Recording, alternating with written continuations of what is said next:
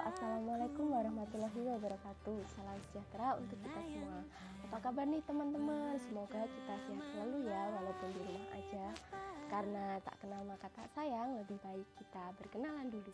Perkenalkan, nama saya Gani Sekar Pradita Satrianirum. Nomor induk mahasiswa 190252609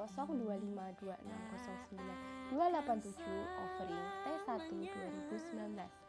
Nah, kali ini saya dibimbing oleh dosen pembimbing kita, Dr. Anda Endangworo Suprihatindiah Pratamawati, Magister Pendidikan, Prodi Pendidikan Seni Tari dan Musik, jurusan Seni dan Desain Universitas Negeri Malang. Nah, kali ini kita akan belajar mengenai kesenian rakyat bercerita. Apa sih itu kesenian rakyat bercerita? Mari kita simak bersama.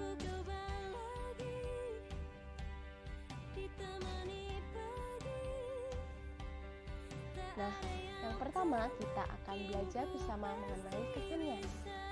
Kesenian menurut Kunchoro-Ningrat, kesenian merupakan hasil cipta dari segala pikiran dan perilaku manusia yang fungsional, estetis, dan indah, sehingga ia dapat dinikmati dengan panca inderanya, yaitu penglihatan, penciuman, pengecap, dan perasa, juga pendengaran yang dimiliki oleh manusia. Kunchoro-Ningrat, Sarai 1990, pengantar ilmu antropologi, Jakarta, Reina K. Cipta.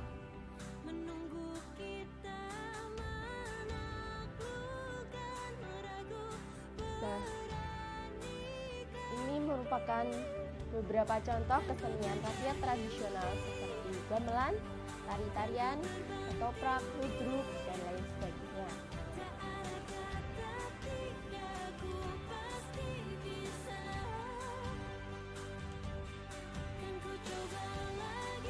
Ciri-ciri kesenian rakyat tradisional ini ada 3. Ada ciri musik tradisional, yaitu bahasa yang menggunakan bahasa daerah. 2. Menggunakan alat musik tradisional. Nah, yang kedua ada ciri-ciri tari tradisional, yakni 1. Tumbuh dan berkembang di daerah tertentu serta diwariskan secara turun-temurun. 2. Rata-rata tari tradisional lahir di kalangan bangsawan. 3. Busana dan tata riasnya elegan serta penuh estetik karena lahir dari kalangan bangsawan. Yang keempat, irama yang diiringi dengan alat musik tradisional daerah setempat. Nah, yang selanjutnya kita akan belajar tentang ciri-ciri kesenian rakyat tradisional, yaitu ciri-ciri seni teater tradisional. Nah, teater tradisional ini memiliki ciri-ciri antara lain: 1. Tidak adanya naskah. 2. Persiapan yang dilakukan cukup sederhana. Dan yang ketiga, cerita yang dibawakan bersifat monoton atau begitu-begitu saja.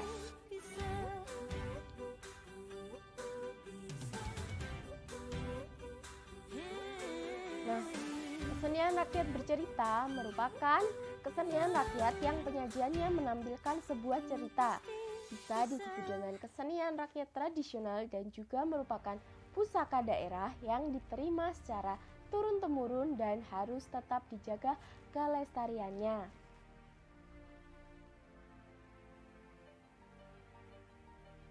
Nah, ini merupakan cerita rakyat yang ada dari daerah asal saya, yaitu cerita rakyat di Trenggalek.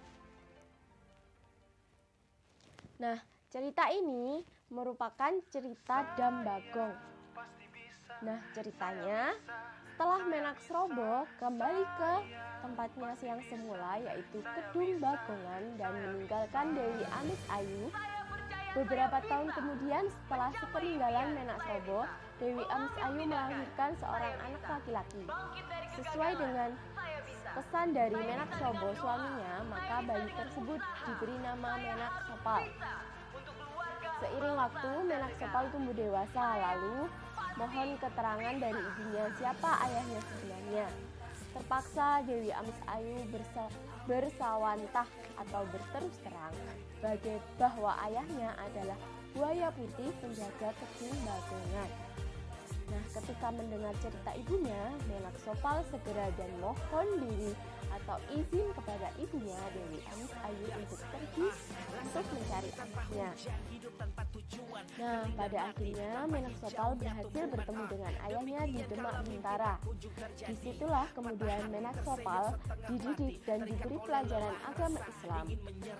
Nah, sepulang dari Kedung Bagongan menuju Trenggalek, mulailah perjaga ini berpikir bagaimana cara agar rakyat Trenggalek memeluk agama Islam, karena dirinya sudah dibekali oleh agama Islam. Nah, pada waktu itu rakyat Trenggalek sebagian besar bekerja sebagai petani, namun daerahnya sangat kekurangan air. Nah, kemudian Menak Sopal berpikir dan dirasa perlu mendirikan tanggul air agar pengairan bisa memberi kemakmuran bagi rakyat Trenggalek. Nah, Menak Sopal bersikeras untuk membuat tanggul, tetapi selalu gagal dan akhirnya meminta petunjuk ayahnya, Menak Sobo. Nah, kemudian oleh ayahnya diberitahu bahwa bendungan bisa terwujud apabila ditimbali dengan kepala gajah putih.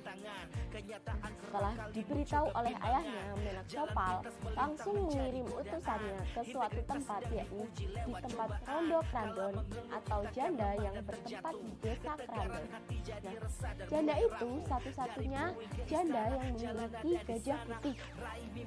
Kemudian janda Krandon itu tidak keberatan untuk mengirimkan gajah putihnya, asalkan setelah selesai tugas dalam membantu pembuatan bendungan segera dikembalikan ke Krandon.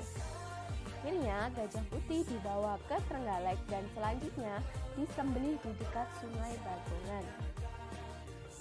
Daging dari gajah putih tersebut kemudian dibagikan kepada masyarakat dan bekerja untuk membuat bendungan Bagong, sedangkan kepalanya dijadikan di situ sebagai tumban. Nah, setelah ditumbali kepala gajah putih, bendungan itu pun dapat terwujud. Bendungan sudah jadi dan airnya mulai mengaliri sawah serta dapat diatur untuk keperluan sehari-hari bagi masyarakat Trenggalek. Berkat itulah sawah-sawah dapat ditanami padi hingga setahun panen 2 atau 3 kali, sedangkan dulu hanya merupakan sawah tada hujan. Nah, inilah merupakan cerita ringkasnya dari kesenian Dambagong.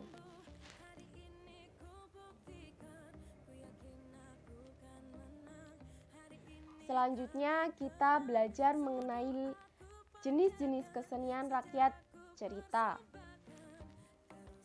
Nah, kesenian rakyat bercerita ada beberapa jenis, yakni 1. Legenda. Cerita rakyat yang memuat mengenai asal-asal terjadinya suatu tempat. Seperti tadi, saya menceritakan cerita rakyat yang berasal dari Trenggalek, yaitu berdirinya Dambagong. Nah, cerita yang saya ceritakan tadi merupakan jenis cerita rakyat, yaitu jenis legenda. Nah, yang kedua ada fabel. Fabel yaitu cerita rakyat yang tokoh pelakunya berupa binatang, dan binatang berikut dapat berperilaku seperti manusia. Nah, binatang yang berperilaku seperti manusia itu biasanya diceritakan bahwa binatang itu bisa berbicara, bisa berperilaku seperti manusia. Nah, cerita ini salah satunya merupakan cerita Lutung Kasarung. Nah, Lutung Kasarung merupakan monyet. Nah, jenis yang ketiga yaitu mite. Mite merupakan cerita yang memuat mengenai dewa-dewi atau cerita yang sifatnya sakral dan penuh mistis.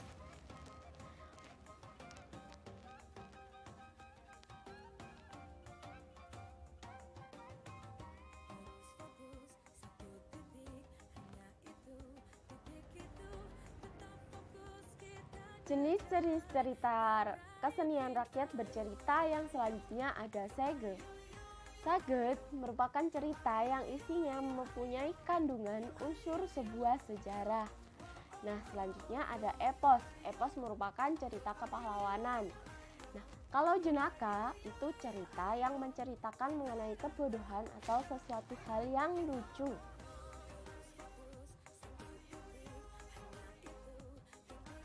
Nah, ruang lingkupnya dari kesenian rakyat bercerita antara lain ada sastra lisan. Sastra lisan itu susah dicari asalnya dan penciptanya hanya anonim atau tidak tahu. Nah, selanjutnya ada sastra tulis. Sastra tulis merupakan cerita yang berasal dari epos atau cerita Mahabharata yang bertema kepahlawanan dan juga binatang.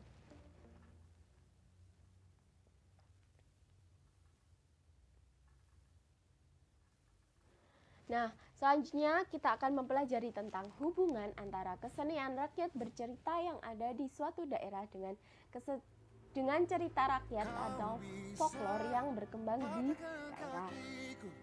Kesenian rakyat bercerita merupakan seni pertunjukan yang sudah ada sejak dahulu dan hingga saat ini. Dan seni pertunjukan berdasarkan cerita sesuai adat kebudayaan daerah setempat. Karena terkondisi dengan adat istiadat, sosial, masyarakat, dan struktur. Cerita rakyat atau folklore yang berkembang di daerah, suatu cerita rakyat berasal dari suatu daerah atau wilayah yang sudah ada sejak dulu dan dipercaya hingga saat ini. Cerita rakyat merupakan sastra lisan yang disampaikan dari mulut ke mulut.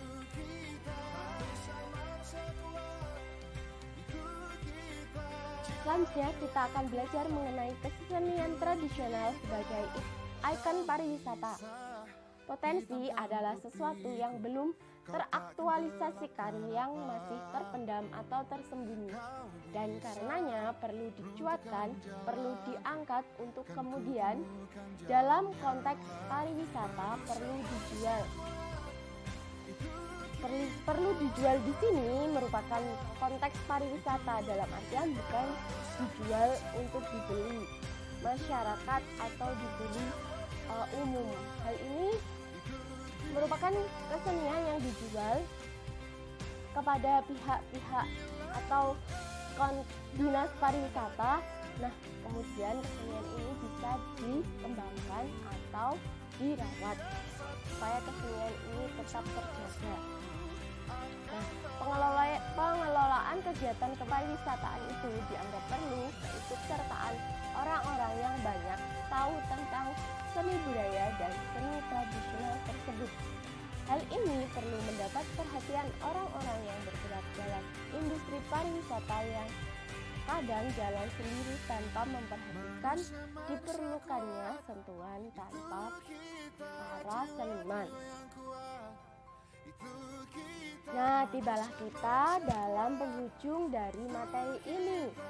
Nah, materi ini merupakan tugas ujian akhir semester mata kuliah kesenian rakyat bercerita. Semoga materi yang kita pelajari bersama tadi bisa membawa ilmu yang bermanfaat selanjutnya bagi kita semua. Terima kasih atas perhatiannya. Wassalamualaikum warahmatullahi wabarakatuh. Sampai jumpa di materi selanjutnya.